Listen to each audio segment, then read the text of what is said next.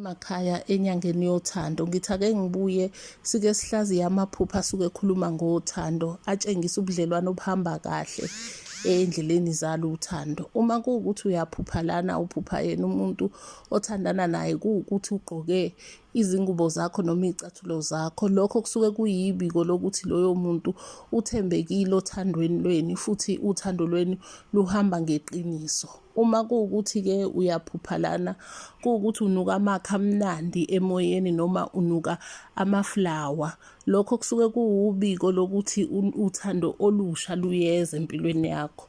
Uma kuwukuthi-ke lana uphupha ubona amaflawa, lokho kusuke kubika kona ukuthi uzoba nenhlanhla ezimweni zothando. Uma-ke kuwukuthi uphupha lana ubona amajuba noma ubona ijuba, kakhulukazi lawa amhlophe, lokho kusuke kusho ukunethezeka kwizimo zothando, kubika nokuthi uzoba nothando olunokuthula nenjabulo empilweni yakho. Siyathokoza kakhulu emakhaya, sithemba ukuthi kukhona lapho ekucaca khona.